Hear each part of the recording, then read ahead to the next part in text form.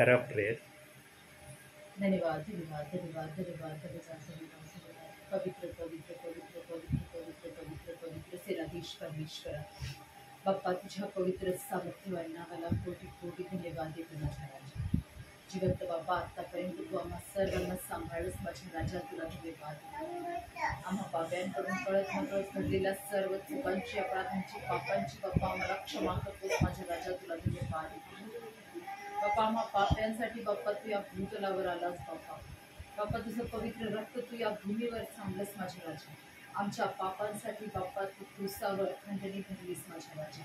तुला जिवंत बाप्पा तुला धन्यवाद देते माझ्या राजा.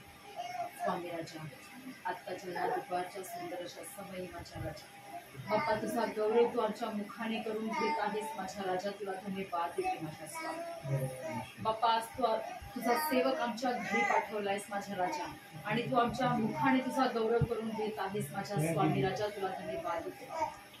दयाळू कृपा दादाजी प्रार्थना करणार आहे बाप्पा, ती प्रार्थना तू आशीर्वाद कर. माझ्या घरावर तुझा विपुल असा आशीर्वाद आहे माझ्या राजा, म्हणून तुला धन्यवाद देते बाप्पा. माझे सर्व संकट अडी अडचणी बाप्पा तुझ्या चरणाशी आहेत माझ्या राजा. बाप्पा माझ्या अडी अडचणींपेक्षा बाप्पा तू फार मोठा आहेस माझ्या राजा. आमच्या अडी अडचणी संकटे बाप्पा काडी मात्र आहेत माझ्या राजा तुझ्या समोर. जिवंत बाप्पा दयाळू बाप्पा तुझी उपस्थिती दिलीस माझ्या राजा, तुला धन्यवाद देते माझ्या स्वामी. दयाळू आहेस, कृपाळू आहेस माझ्या राजा. बाप्पा माझ्या डॅडीसाठी विशेष प्रार्थना करते माझ्या राजा. बाप्पा तू त्यांना आरोग्य देत आहेस म्हणून तुला धन्यवाद देते. माझ्या मम्मी डॅडीवर तुझा विपुल असा आशीर्वाद आहे म्हणून तुला धन्यवाद देते. दयाळू पित्या, माझ्या पतीच्या गाडीचा चालक मालक होतोस माझ्या राजा, तुला धन्यवाद देते. बाप्पा माझं पूर्ण कुटुंब बाप्पा तू आशीर्वादित केलंस माझ्या राजा, तुला धन्यवाद देते. बाप्पा इथून पुढची वेळ काळ समय तुझ्या स्वाधीन करते बाप्पा. सर्व मान महिमा गौरव तुला देते माझ्या स्वामी राजा. दयाळू पित्या, छोटीशी प्रार्थना धन्य तारणारा तुझा पुत्र आमचा स्वामी प्रभू येशू ख्रिस्त याच्या गोड आणि प्रिय नावात करते म्हणून तू ऐक. आमेन. प्रियांनो, तुमची आणि माझी भेट होणं हे योगायोग नाही. कधी कधी काय होतं, आपल्याला असं वाटतं की आम्ही ख्रिस्तात आहोत म्हणून योगायोगाने या भेटी झाल्या. हे देवाने ठरवलेला एक काळ आहे की त्या काळामध्ये देवबाप आपल्या प्रियजनांच्या गाठी भेटी होऊ देणार आहे. कशासाठी होऊ देणार आहे? काही कारण असल्यामुळं देवबाप आपल्या गाठी भेटी होऊ देतो ना. का अशाच होत्यात आपल्या गाठी भेटी? बघ, आमच्या ताईंनी मला जेव्हा पण जायचो 2-3 वेळेस ताई मला म्हणल्या, त्यांच्या सासूबाई पण मला बोलल्या, म्हणे बाबळेश्वरपर्यंत जाता, तिथून राहता कितीक लांब आहे, राहतेला एक चक्कर मारून येत जा. पण देवाने ठरवलेला वेळ असतो, त्या वेळेशिवाय कोणाला कोणाच्या इथं जाता येत नाही. कारण देवाचा आत्मा आला तर कार्य होईल. मी आलो तर काय होणार आहे? माझ्याजवळ काय? बघा, एक वचन काढूया. उघडं शास्त्र, इफिसकरस पत्र. मला फक्त शास्त्र भाग काढायला मदत करा. इफिसकरस पत्र नवीन करारामध्ये. जा पुढं जा. मला पुस्तकाचं नाव सांगा फक्त, मग मी सांगतो कोणत्या ठिकाणी आहे. नाही, इकडं पुढं, इकडे या, इकडे. हां, हे कोणतं आहे? हां, पुढं या, इकडे.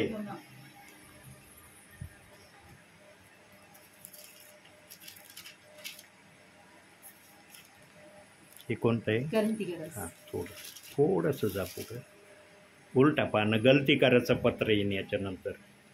कोणतं आलं? हां, आता हे संपल्यावर गलती येईन. गलती झालं की इफिस येईन. हे संपलं की गलती करायचं. हां, पहिला अध्याय काढा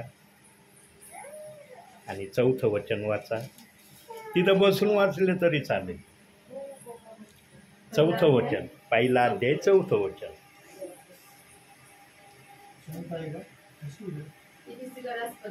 पत्र पहिला अध्याय 4थं वचन.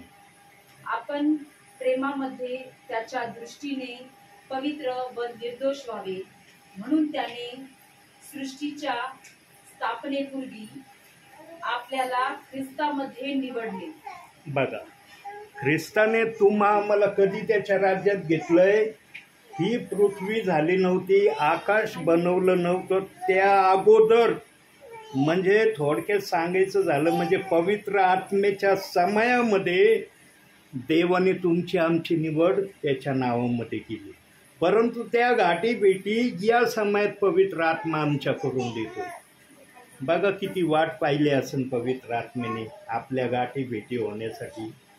प्रियांनो, कोणाजवळ गाठीभेटीसाठी समय नसेल, पण पवित्र आत्म्याजवळ हर गोष्टीचा समय आहे आणि तो आपला हर समय या अंतिम समयात पूर्ण करणार आहे. प्रियांनो, बघा आता मी काय उदाहरणं देऊन पण वचनाला शेअर करेन का की तुम्हाला ते समजावं म्हणून.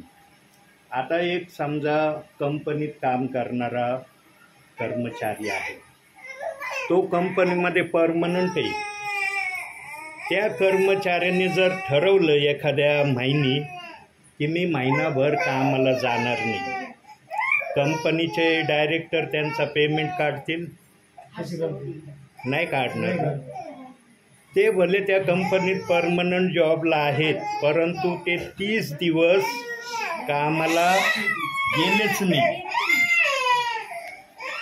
30 दिवस त्यांनी कामच केलं नाही. ते म्हणले मी घरातच बसून राहील.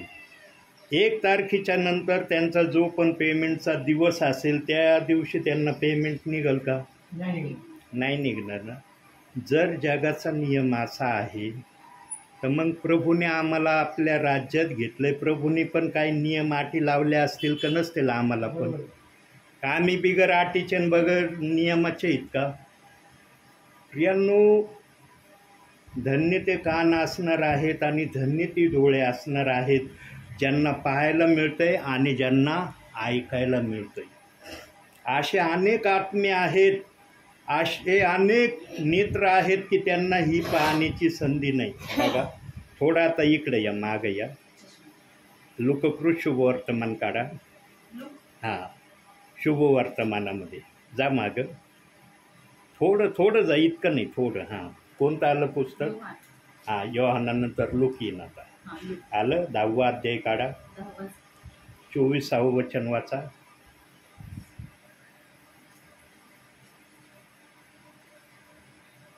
मी तुम्हाला सांगतो, जे तुम्ही पाहता ते पुष्कळ संदेष्ट्यांनी व राजांनी पाहावयाची इच्छा बाळगली तरी पाहिले नाही, आणि जे तुम्ही ऐकता ते ऐकावयाची इच्छा बाळगली तरी ऐकले नाही.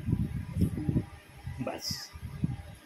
संदेष्टे आणि राजे यांनी आपल्या समयात स्वर्गामध्ये प्रभूच्या सानिध्यामध्ये देवाकडे प्रार्थना करत होते. रात्रंदिवस प्रार्थना करत होते की आम्हाला पृथ्वीवर पाठवू. जो बहुमान आम्हाला इथं आहे ना, हा बहुमान आम्हाला पृथ्वीवर अनुभवायचा आहे. परंतु देवाचं वचन सांगतं की यांनी प्रार्थना केल्या, देवाने त्यांच्या प्रार्थना ऐकल्या, त्यांना पृथ्वीवर पाठवण्यात आलं नाही. पण आम्ही आमच्या समयात त्या देवाकडे प्रार्थना केली का नाही आम्हाला माहीत नाही, पण या समयात आम्ही काय करतो तर आम्हाला माहीत आहे. प्रियांनो, जेव्हा मागितलं जातं ना, राजाची संदेष्टाची प्रार्थना का प्रभूंनी नाकारली? कारण पृथ्वीवर येऊन ते आपला बहुमान प्रगट करण्यासाठी देव बाप्पाला त्या समयात प्रार्थना करत होते. ते आशयासाठी प्रार्थना करत नव्हते की आम्हाला पृथ्वीवर पाठवून तुझं गौरव पृथ्वीवरून करण्याची एक संधी दे. ते आपलं नाव उंच करण्याच्या हेतूने देव बाप्पाला त्या समयात विनंती करत होते की आम्हाला पृथ्वीवर पाठव. परंतु देव बाप्पाने त्यांना पाठवलं नाही. आम्हाला का पाठवलं नाही ते? कारण आम्ही आमच्या समयामध्ये देवाकडे ही पण प्रार्थना केली का नाही आम्हाला माहीत नाही, पण देवाने ठरवलं की अशा अशा प्रियजनांना मला भूतलावर पाठवायचं आहे आणि त्या पाठवणाऱ्यांमध्ये तुमचे पण नावं आहेत, म्हणून या समयामध्ये आपल्या गाठी भेटी होते. प्रियांनो, देवबाप जे पण करतो ना योग्य रीतीने करतो, फक्त त्याला सांगणारा पवित्र आत्मा असला पाहिजे. पवित्र आत्म्याविना कोणाला हे सांगणं शक्य होत नाही. आता आणखी एक वचन काढा, शेवटचं पुस्तक काढा, आता बायबलचं शेवट, प्रगटीकरण नाव येईल. कोणतं नाव आलं? नाही, पुढं प्रगटीकरण 3रा अध्याय काढा. 3रा अध्याय, हां हेच आहे शेवटचं पुस्तक. 3रा अध्याय काढा, फक्त अध्याय बघा ना. 5वं वचन वाचा.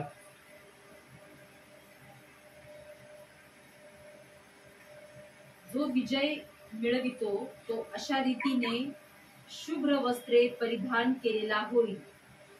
मी जीवनी पुस्तकातले त्याचे नाव फोडणारच नाही आणि माझ्या पित्यासमोर व त्याच्या दूतांसमोर मी त्याचे नाव पत्करून घेईन. बस, ज्यांची नावं देव बाप्पाने आपल्या जीवनाच्या पुस्तकात लिहिली आहे, त्यांच्यापर्यंत पवित्र आत्मा आपला निरोप सांगण्यासाठी सेवकाला पाठवतो. पाहतात ना सेवक आलेले आज. जरी आपली पहिल्यांदा गाठ भेट होते, पण प्रभू तुमच्यासाठी नवीन आहे, माझ्यासाठी नवीन आहे का? प्रभू सर्वांसाठी जुनाच आहे ना, परंतु आपल्या भेटी पहिल्यांदा होत आहेत. ही प्रभूची योजना, इच्छा आहे. का बरं देव बाप्पाला आपल्या प्रियजनांच्या गाठी भेटी करून देणं आवडतंय? याच्या मागं पण काही कारण असेल ना. जसं एक उदाहरण मी सांगितलं की कंपनीचा एखादा कर्मचाऱ्याने जर महिनाभर काम नाही केलं, त्याला पेमेंट मिळणार नाही. तसं देव बाप्पांनी पण या समयामध्ये आपल्या गाठी भेटी सेवकांच्या माध्यमातून विश्वासणाऱ्यांच्या का होऊ देतो? कारण असतं प्रियांनो. बायबलमध्ये सांगण्यात आलं, जो ऐकतो ना त्याचं कल्याण होतो, जो ऐकत नाही ना त्याचा न्याय होतो. बायबल हेच सांगते. आज यूट्यूबला माझे जवळपास 195पर्यंत माझे संदेश आत्ता सध्याला चालू आहेत यूट्यूबला. आणि इतके जण माझे संदेश पाहतात आणि काही जणांचे मला फोन पण येतात की आम्ही तुमचा संदेश ऐकतो ब्रदर, तुमची आमची ओळख नाही, परंतु यूट्यूबला आम्ही सर्च केल्यावर अचानक तुमचा संदेश आमच्या समोर आला, आम्ही तो ऐकला आणि मग आम्ही तुम्हाला सबस्क्राईब केलं आणि मग जे काही तुमचे संदेश येतात ते आम्हाला आता आमच्या मोबाईलला येऊन जातात. प्रियांनो, आमच्या जरी गाठी भेटी नाही झाल्या, पण असे काही माध्यमं उपलब्ध आमच्यासाठी झाले आहेत की त्याच्याद्वारे आम्ही कोणाच्या पण गाठी भेटी घेऊ शकतो. आता जे प्रियजन महाराष्ट्रभर मला पाहतात त्यांच्यापर्यंत मी गेलो नाही, परंतु माझा आवाज आणि यूट्यूबच्या माध्यमातून आज मी हरेकांजवळ आहे. आणि प्रत्येक जणाचे मला शक्यतो फोन येतात आणि काही जण मला म्हणतात आमच्या इकडं प्रेयरला या.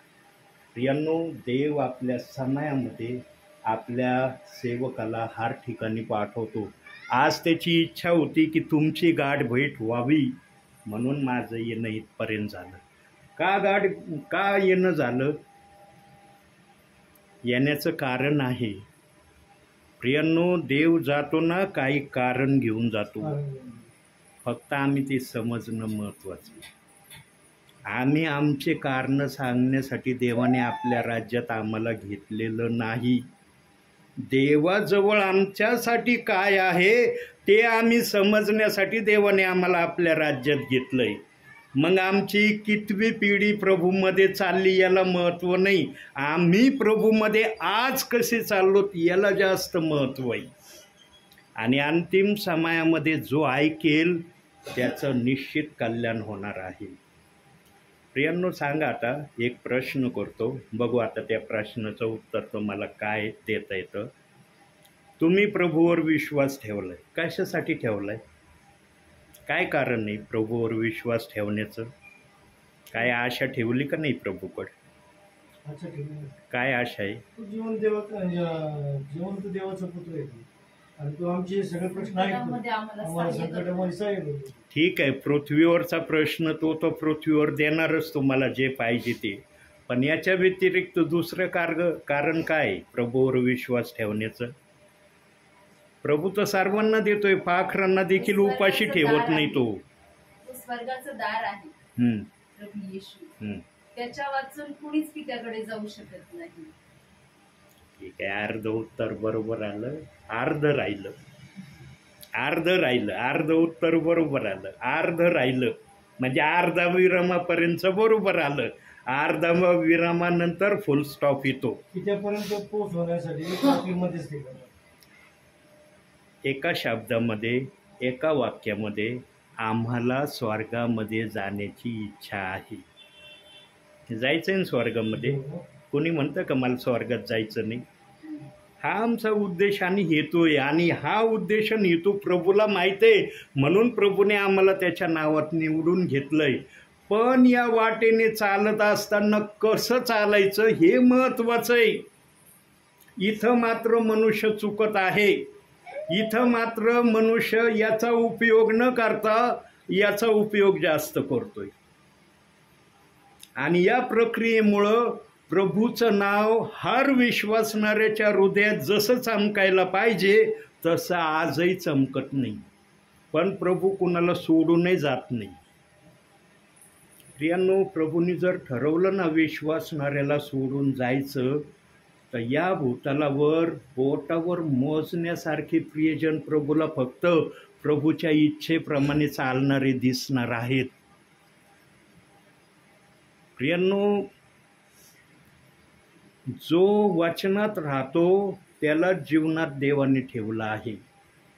जो वचनात राहत नाही त्याला जीवनात येता येत नाही, हे प्रभूला दिसतंय. म्हणून आम्हाला सेवक म्हणून प्रभूने नियुक्त केलं आणि सांगितलं, जा तिथं गेल्यावर माझा आत्मा तुम्हाला सांगन त्यांच्याशी काय बोलायचं आहे. प्रियांनो, आजपासून देवासाठी जर एक काम करायला तुम्ही सुरुवात केली ना, हे बघा प्रभूने शारीरिक आशीर्वाद द्यायचं ठरवलेलंच आहे.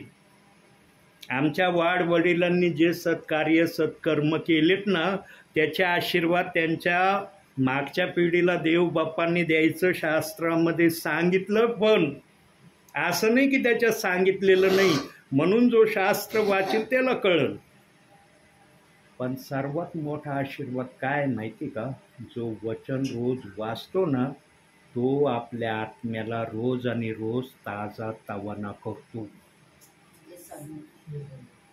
प्रियांनो, आज अनेक जण आपल्या शरीरातल्या आत्म्याला ताजं तवानं करत नाही. आणि आत्मा आजारी असला ना, हा देह आपोआप आजारी पडणार. 64 वय माझं रनिंग चाललंय. सकाळपासून गाडी चालवीत मी तुमच्यापर्यंत आलो. उन्हामध्ये आलो की नाही? ऊन लागलं नसेल का मला? पण देवाने मला ते जाणवू नाही दिलं. का जाणवू नाही दिलं? कारण देवबाप जाणतो माझा सेवक माझी सेवा करायला चाललाय. माझा सेवक बगीच्यात फिरायला नाही निघालेला. जे देवासाठी करतात ना, त्यांच्यासाठी देव त्यांचं रक्षण करण्यासाठी आपल्या दूतांना पाठवतो. आणि ते दूत रक्षण करतात आणि योग्य ठिकाणी घेऊन पण जातात. जरी मला हे ठिकाण माहिती नव्हतं, पण म्हणतात ना, तोंड असलं तर मनुष्य दिल्लीला जातं. बोलतो ना आपण सहजरित्या की दिल्लीला जाणं आम्हाला सोपं होईल आमचं जर मुखाचा आम्ही उपयोग केला तर. उपयोग नाही केला तर मग हिंडत राहा दिल्लीमध्ये कुठं पण, तुम्हाला सापडणारच नाही. आता तुमच्या ठिकाणापर्यंत मी जर कोणाला विचारलं नसतं तर मला इथपर्यंत येता आलं असतं का? मी विचारलं आणि योगायोग असा की ज्यांना मी विचारलं ते तुमचेच परिचयाचे निघले. ते हॉटेलचे कोणते ब्रदर होते, त्यांनी लगेच फोन घेतला आणि फोनवर मग कोणते तुमचं मुलगं बोलले माहीत नाही, ते म्हणे त्यांना ती थोडं पुढे यायला सांगा. असा योगायोग नाही, प्रभूची योजना असते ही. मला नव्हतं माहिती, ज्यांना मी ॲड्रेस विचारणार आहे ते तुमच्या परिचयाचे आहेत म्हणून, किंवा तुम्ही त्यांच्या संपर्कात किंवा ते तुमच्या संपर्कातले.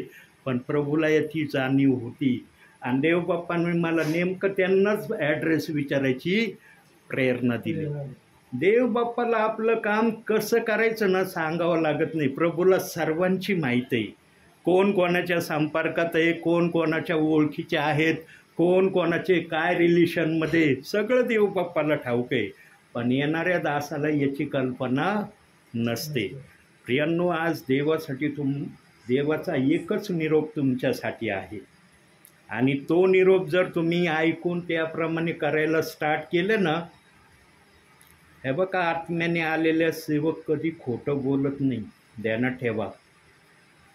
तुमचे सत्कार्य यांच्यासाठी आशीर्वादाचं कारण होईल.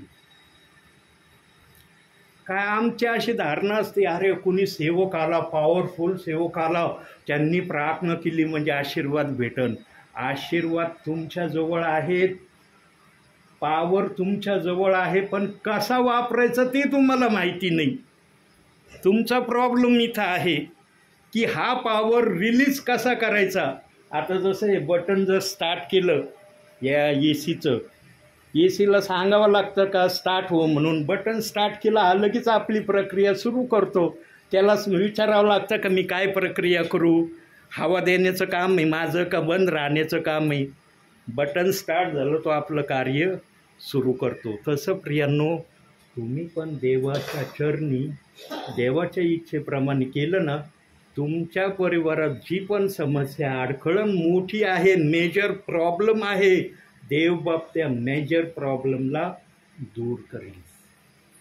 पण आम्ही हे न करता, अरे हे ब्रदर येतील, हे सेवक येतील, त्यांच्याजवळ खूप पॉवर आहे, त्यांनी प्रार्थना केली म्हणजे काय होईल, आणि तुम्ही जर केली तर काय होईल.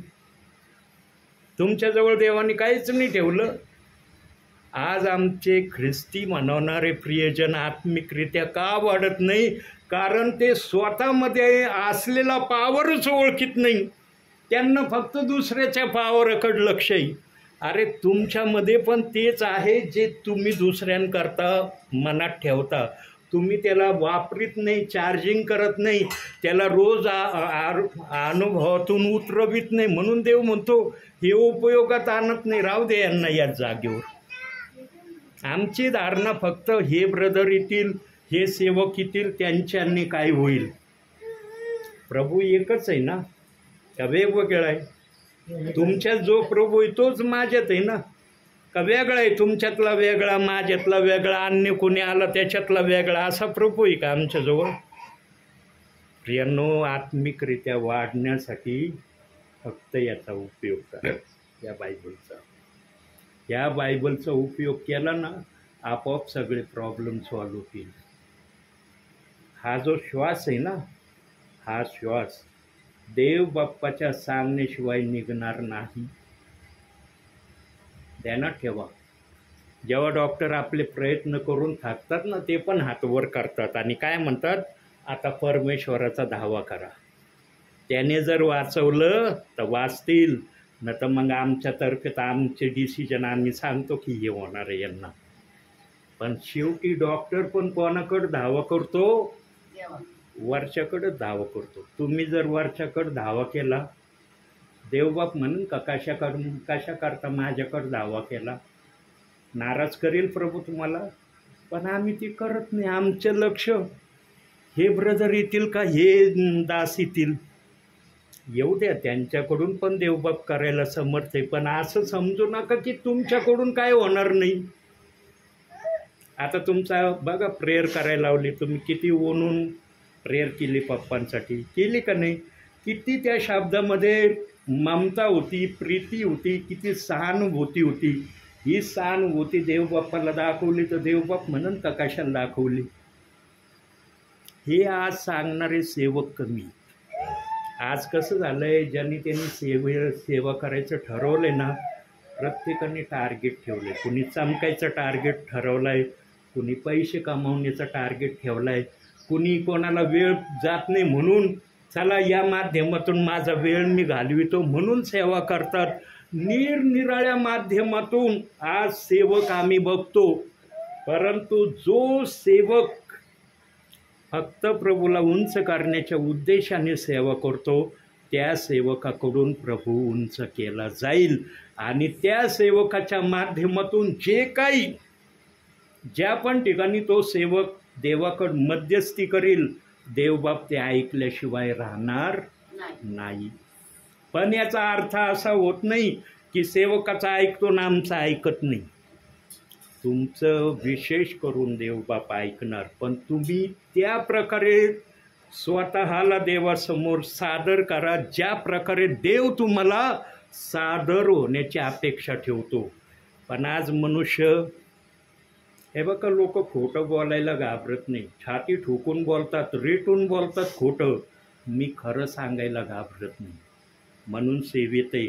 आणि एवढं वय चाललंय तरी सेवा होते माझ्याकडून, आणि रोज सेवा होती. असं नाही की आज आलोय आता माहीत नाही कधी मी सेवेला जाईल. रोज माझी सेवा आहे. आणि दूरदूरच्या गावांना मी जातो. आमच्या ताईंना माहिती आहे माझी सेवा कुठं कुठं आहे.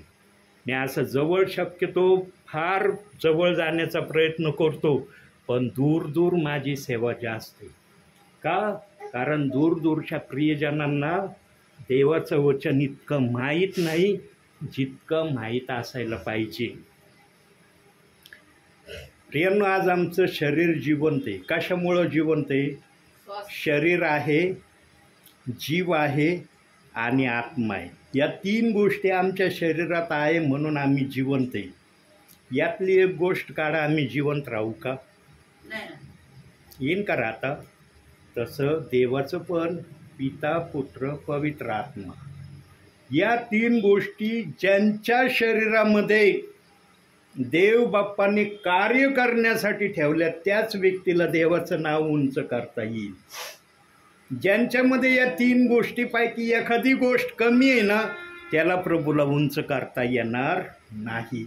आणि या विषयामध्ये जेव्हा देव पाहतो तेव्हा देव बाप्पाला एक फॉल्ट विश्वासणाऱ्यांमध्ये दिसून आलाय, आणि तो मी आज सांगणार आहे तुम्हाला. तुम्हाला तो कसा वाटेल की तुम्हाला माहीत आणि प्रभूला माहीत, पण मला प्रभू जे सांगतो ते मी सांगितल्याशिवाय राहणार नाही. आज विश्वासणाऱ्यांना देवाच्या सामर्थ्यापेक्षा आम्ही कोणत्या मिशनचे, कोणत्या संस्थेचे, कोणत्या मिनिस्ट्रीचे याच्यावर जास्त विश्वास आहे जितका विश्वास देवावर नाही. नाही, आमची मिशन आणि हे आमची संस्था आणि हे आमचं काय असन, याच्या व्यतिरिक्त आम्ही दुसरं काही नाही करणार. प्रियांनो, देव जसा आहे तसा आमच्या जीवनात उतरला पाहिजे. आणि त्याला उतरण्यासाठी आम्हाला पिता, पुत्र, पवित्र आत्मा याला प्रथम आपल्या जीवनामध्ये आहे का नाही त्याला तपासणं महत्त्वाचं. आणि दुसरं, पिता, पुत्र, पवित्र आत्म्याचं नाव काय हे बिगर नावाचे नाही. आज काही जण पिता, पुत्र, पवित्र आत्म्याला घेऊन चाललेत, पण त्यांची नावं विचारले म्हणतात नावं नाही माहिती. पित्याचं कदाचित सांगतात, पुत्राचं सांगतात, पण पवित्र आत्म्याचं म्हणलं ना म्हणतात पवित्र आत्म्याला काय नाव आहे का? पवित्र आत्म्याला नाव नसतं ब्रदर, तो बिगर नावाचा आहे.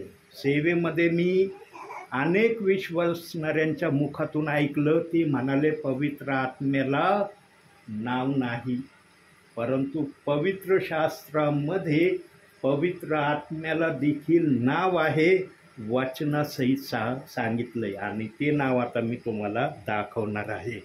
आणि या नावाप्रमाणे तुम्ही रोज प्रभूच्या चरणी स्वतःला लीन दिन नम्र होऊन जी काही प्रार्थना कराल ना, ही तर समस्या देवबापाला फार किरकोळ आहे हो. ही समस्याच नाही प्रभूच्या नजरेमध्ये, तुमच्या नजरेत ही समस्या आहे. पण प्रभू म्हणन यांना खरी माझी जाणीव झाली, आता मी पण काय आहे, माझ्यामध्ये किती पावर आहे, या माझ्या विश्वासणाऱ्यांना मी प्रगट करून दाखवील. अगोदर पवित्र आत्मा बघू. कोणतं पुस्तक काढे? हे कोणतं पुस्तक आहे? लूक कार्ड आहे ना. थोडं पुढं जा, योहान लागल.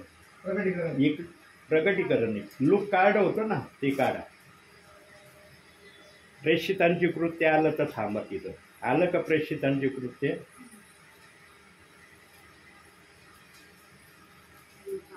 लोकांच्या पुढे नाही, इकडे इकडे मागे या, इकडे या, मागं थोडं मागे आहे, थोडं.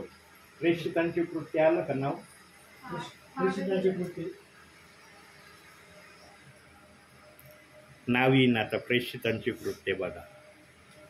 हे आलं ना? 16वा अध्याय काढा. 1 मधलं 16. नाही, 16वा अध्याय. 16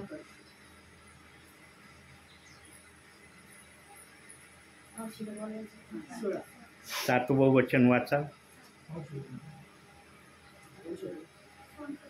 जाऊ द्या. आणि लुसिया पर्यंत आल्यावर बिथुनियास जाण्याचा त्यांनी प्रयत्न केला, परंतु येशूच्या आत्म्याने त्यास जाऊ दिले नाही. बघा आता, येशूच्या आत्म्याने त्यांना जाऊ दिले नाही. म्हणजे आत्म्याला पण नाव आहे का नाही? काय नाव आहे आत्म्याचं? येशू ख्रिस्त हे आत्म्याचं नाव आहे. पण आज काही विश्वासणाऱ्यांना आत्म्याचं नाव माहीत नाही. प्रियांनो, आम्हाला देवाची ना पूर्ण ओळख माहीत होणं गरजेचं आहे. आम्हाला देव जर पूर्ण माहीत झाला तर देव आमच्यामध्ये येऊन आमचे सर्व काही प्रॉब्लेम सॉल्व करेल. मग काही जण म्हणते ना, हे माहीत नव्हतं, मग आजपर्यंत आम्हाला जे मिळालं ते कशाने मिळालं? प्रियांनो, देवबाप या पृथ्वीवरच्या पाखराला देखील उपाशी ठेवीत नाही. पाखराला देखील तो रात्री झाडावर जाण्या अगोदर पोटभर खाऊ घालतो, तेव्हा विश्रांतीला झाडावर बसवतो. पाखराची एवढी काळजी आहे, तर आमची काळजी नाही घेणार का तो? आम्हाला उपाशी झोपवेल का? प्रभू कोणत्याच व्यक्तीला, कोणत्याच प्राण्याला, कोणत्याच कीटकाला रात्रीचं उपाशी झोपवीत नाही. प्रत्येकाला तो देतो. जो देव अशा प्रकारे सर्वांची काळजी घेतो, तो देव जर तुम्ही त्याच्याकडे काय मागितलं तुम्हाला देणार नाही का? पण आम्ही अविश्वास दाखवतो. नाही, माझ्यामध्ये ते पॉवर नाही, मला ते करता येणार नाही, मी बोललो तर असं होईलच याची मला शाश्वती नाही. प्रियांनो, देव बाप्पाने ज्ञानी लोकांना नाकारलंय आणि मूर्खांना निवडलंय. ते मूर्ख लोक आम्ही, आम्ही मूर्ख आहेत. आमचा धावा प्रभूंनी केलाय, पण आम्ही प्रभूचा धावा करण्याऐवजी माणसाचा धावा करतो. ह्या सेवकाकडे जा, त्या सेवकाकडे जा. काही धावू नका प्रियांनो. विश्वासाचे 2 शब्दाची प्रार्थना करा, 1 वचन वाचून देवबाप कार्य करेल. आज ही आचरण्याची वृत्ती विश्वासणाऱ्यामध्ये राहिली नाही. आणि ज्या मिनिस्ट्रीज आल्या, संस्था आल्या, यांनी आम्हाला या शिक्षणापासून दूर ठेवलं. आम्हाला या शिक्षणामध्ये जाऊ नाही दिलं. त्यांनी फक्त आपल्या संस्थेचे, आपल्या मिनिस्ट्रीचे नियम आम्हाला सांगितले. हे आमचे नियम आहेत, हे आमचे चालण्याचे मार्ग आहेत, तुम्ही ते धरा. आणि आजचा विश्वासणारा तेच करतो. तो म्हणतो नाही, मी या मिनिस्ट्रीचा, मी या संस्थेचा, माझ्या संस्थेला हे मार्ग नाही चलत.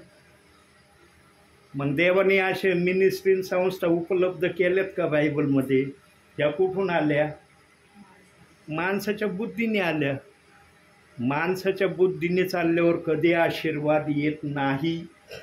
देवाच्या सांगण्याने चाललं तर आशीर्वाद येतो. म्हणून प्रियांनो, देव काय सांगतो ना, याच्यात वाचत जा. 1 अध्याय जर 24 तासात तुम्ही वाचला आणि विश्वासाची प्रार्थना केली ना, तुमची काही असू द्या प्रार्थना, किती विषय असू द्या तुमच्या प्रार्थनेत, पण विश्वासाने ते करा. 15 दिवस अशी विश्वासाची प्रार्थना करा. 16व्या दिवशी प्रभू चमत्कार दाखवल्याशिवाय राहणार नाही. आणि प्रभूला जर वाटलं तर प्रभू पहिल्या प्रार्थनेतच चमत्कार दाखविल. प्रभूला काय असं ठरलेलं नाही, अरे 16व्या दिवशी माझा दास म्हणतोय म्हणजे मी 16व्या दिवशी करेन. प्रभूला वाटलं तर पहिल्याच प्रार्थनेत चमत्कार होईल. पण तो विश्वास प्रभूला दिसू द्या तुमच्यामध्ये. संस्था हे जे काय प्रकारे न जाईल बाजूला ठेवा आणि पवित्र शास्त्राला आपल्या जीवनात उतरवायला शिका. सेवक असून मी रोज 5 वचनं पाठ करतोय. करतान का विश्वास? रोज मी बायबलचे 5 वचनं मुखपाठ करीतोय. जसा शाळेचा विद्यार्थी प्रश्नाचं उत्तर पाठ करीतो ना, तसे मी वचनं पाठ करायला सुरुवात केली. आता एक 4-5 दिवसापासून देवबाप्पाने मला दाखवलं रोज 5 वचनं पाठ करायची, आणि मी करतोय ते वचनं पाठ. का करत असन? कारण देव जे सांगतो ना ते आमच्या भावी कल्याणासाठी सांगतो. देवबाप्पाला कदाचित संदेशामध्ये या वचनाच्या माध्यमातून मला प्रिय लोकांना आशीर्वाद देण्याचं देवाची इच्छा असेल म्हणून पाठ करायला सांगतोय. पवित्र आत्मा तर संदेशातून बोलतोयच, पण मी जर माझ्या आडात माझ्या हृदयात वचन साठवून ठेवलं तर देवाचा आत्मा ते पण तुम्हाला सांगण्यासाठी उपयोगात आणेल.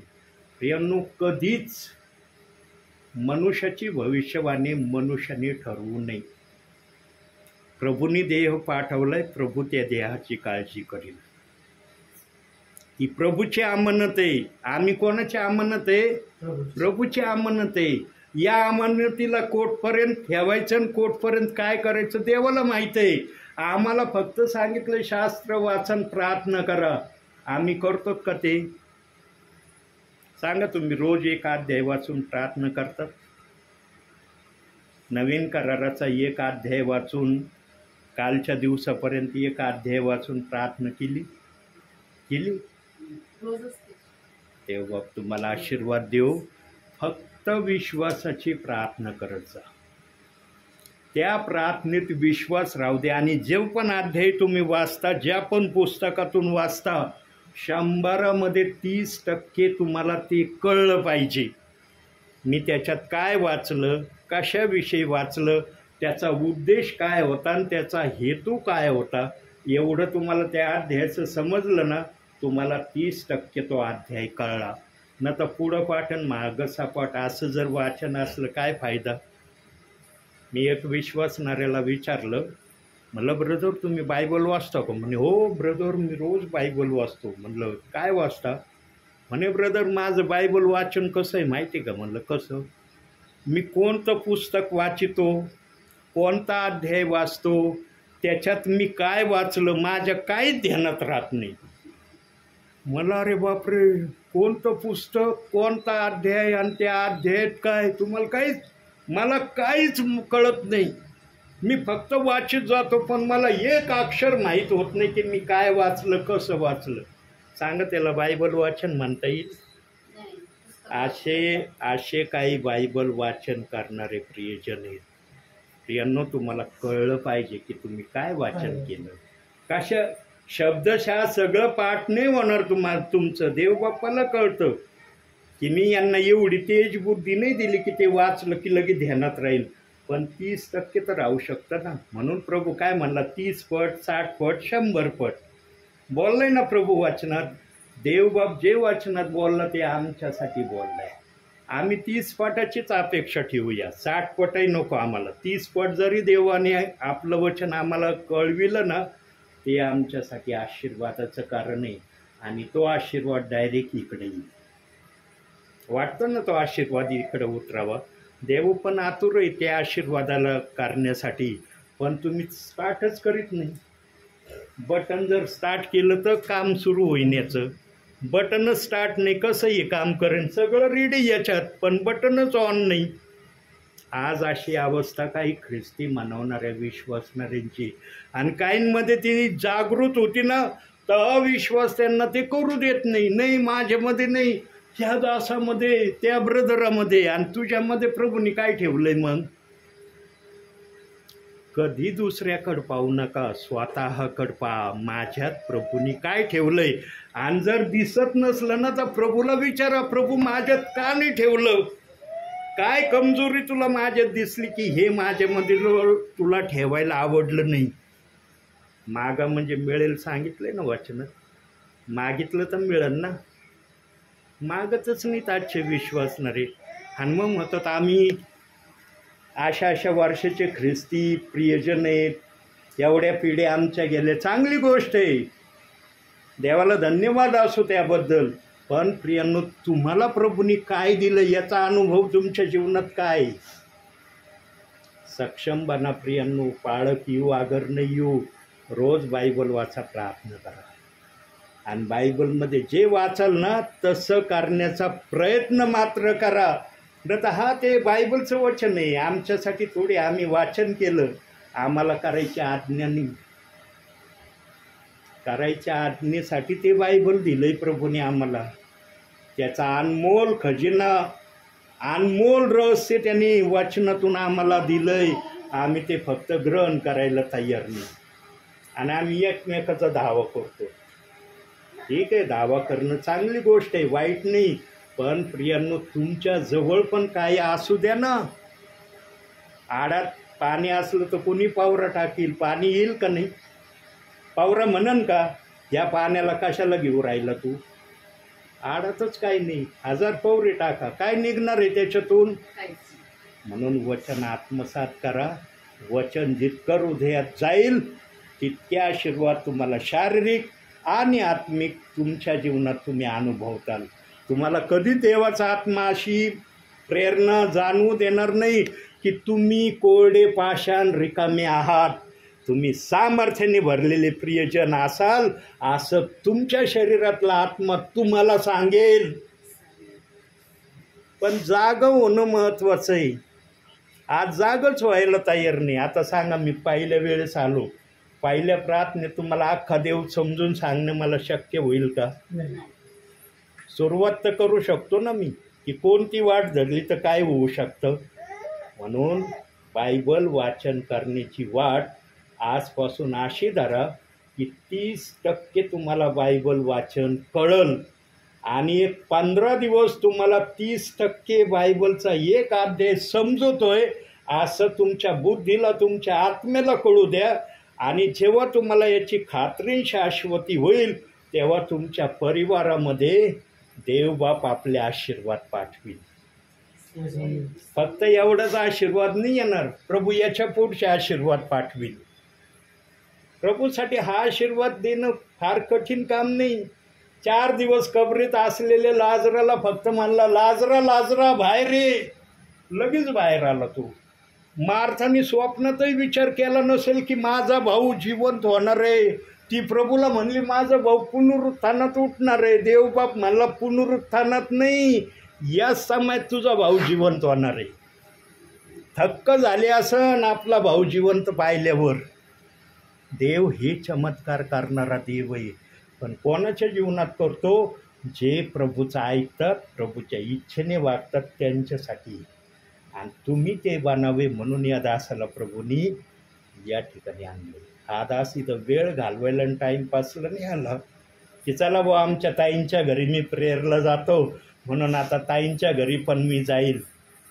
इथं विशेष कारणास्तव पवित्र आत्मा माझ्या माध्यमातून उतरलाय आणि तो या ठिकाणाला सोडून जायला मागत नाही. तो इथंच राहायला मागतोय. पण तुम्ही त्याला इथं राहू देताल की नाही हे तुमच्यावर आहे. तुम्ही जर शास्त्र वाचलं तर पवित्र आत्म्याची उपस्थिती इथं आहे तुम्हाला दिसेल. पण तुम्ही पवित्र शास्त्र वाचलं नाही आणि वाचलं तर ते कळतच नाही. अशा अनुषंगाने वाचलं तर सांगा पवित्र आत्मा थांबन का? तुमच्यावर निर्भर आहे प्रियांनो सगळं. म्हणून मोशेने यहोशूला काय सांगितलं? आशीर्वाद घेणं तुझ्या हातात आहे आणि आशीर्वाद न घेणं पण तुझ्या हातात आहे. रात्रंदिवस जर तू धर्मशास्त्राचं मनन करशील तर सगळे आशीर्वाद तुला मिळतील. पण याच्यापासून स्वतःला दूर ठेवशील तर तुझ्या जीवनात काय होईल ते मी सांगू शकत नाही. म्हणून प्रियांनो, तोच देव आजही सेवकांच्या मुखातून तुम्हाला हेच सांगत आहे की पवित्र शास्त्राकडे वळा, पवित्र शास्त्र वाचा, त्याच्या जे वाचता त्याप्रमाणे करण्याचा प्रयत्न करा. म्हणून आजच्या छोट्याशा संदेशातून देवबाप तुम्हाला आणि मला भरपूर आणि भरपूर आशीर्वाद देऊ. आमेन. शेवटची प्रार्थना तुम्हीच करत आई. आता माझ्याकडे करा तुम्ही कॅमेरा असं. हां, प्रार्थना करूया. स्वर्गीय बापा, तुझ्या नावाला धन्यवाद देतो, तुझ्या नावाला उंचावतो. मान महिमा गौरव सन्मान स्तुती तुला देतो माझ्या बापा. स्वर्गीय बापा, आज वाघमारे परिवाराची तू भेट घेतलेली आहे. या परिवाराला तर तू ओळखतच आहेस माझ्या बापा. हा परिवार तुझ्यासाठी नवीन नाही, हा परिवार फक्त माझ्यासाठी नवीन आहे. परंतु स्वर्गीच्या बापा, अशा प्रकारे तू आज आमची गाठ भेट होऊ दिली यासाठी धन्यवाद. जो पण शब्द, जो पण विचार, जो पण वचन तू आम्हाला दिलं त्यासाठी तुझे आभार मानतो. आमच्या अंकलनासाठी विशेष प्रार्थना करतो माझ्या बापा. तुझी इच्छा असेल स्वर्गातून हात लांब कर माझ्या बापा. अजूनही अंकलांना आपल्या नावामध्ये तू नीटनेटकं ठेवण्याचं तुझ्यामध्ये सामर्थ्य आहे माझ्या बापा. पण हे तू ठरवलं तर होणं शक्य आहे. मनुष्य आपल्या बळाने काही करू शकत नाही. त्याला एक केस काळा किंवा एक केस पांढरा करता येऊ शकत नाही. पण तू काहीही करण्यास समर्थ देव आहे. असंभव गोष्टी संभव करणारा तू देव आहे माझ्या बापा. आणि ही गोष्ट वाघमारे परिवारांना तू आपल्या कार्याने सिद्ध करून दाखव माझ्या बापा. आज जे पण वचन आलं माझ्या बापा, ज्या पण प्रकारे आलं ते वचन यांच्यासाठी आशीर्वादित कर. आणि या वचनाप्रमाणे वाघमारे परिवाराने आपल्या जीवनाला सुधारून घ्यावं. याप्रमाणे वचनासाठी त्यांनी आजपासून आपलं जीवन व्यतीत करण्याचा निर्णय घ्यावा, अशी कृपा यांच्यावर करण्याच्या बाबा. या परिवारातले नामथोर प्रियजन तुझ्या कृपेच्या हातात ठेव. ही घर, ही जागा आशीर्वादाने भर. प्रभूची शांती या जागेत राहू दे माझ्या बापा. या घरातल्या तेला, मिठा, पिठाला आणि सर्व वस्तूंना तू आशीर्वाद दे. या घराच्या सभोवती तुझे दूत यांच्या रक्षणासाठी सदैव उभे कर, अशी प्रार्थना करतो. आपल्या दासाची तू प्रार्थना ऐकत आहे यासाठी धन्यवाद. मान सन्मान गौरव सर्व माझ्या बापा मी तुला देतो.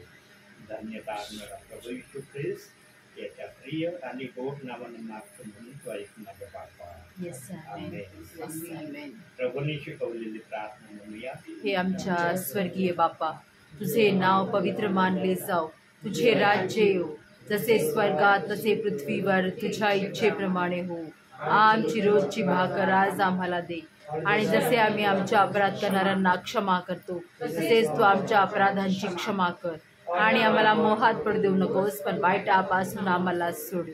कारण की राज्य, सामर्थ्य, गौरव सदा सर्व काळ तुझीच आहेत. आमेन. प्रभू येशू रक्त की जय. प्रभू येशू रक्त की जय. प्रभू येशू रक्ताचा जिवंत जय जयकार असो. आमेन.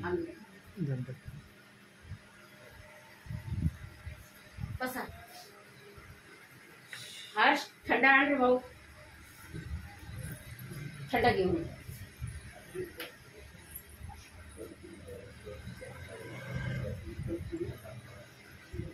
जो पण त्या व्यवसाय त्या काही आतमध्ये निघून जाऊ देईल आणि आरोग्याच्या अधीन करण्याच्या बाबा आपल्या दासाची प्रार्थना करत आहे.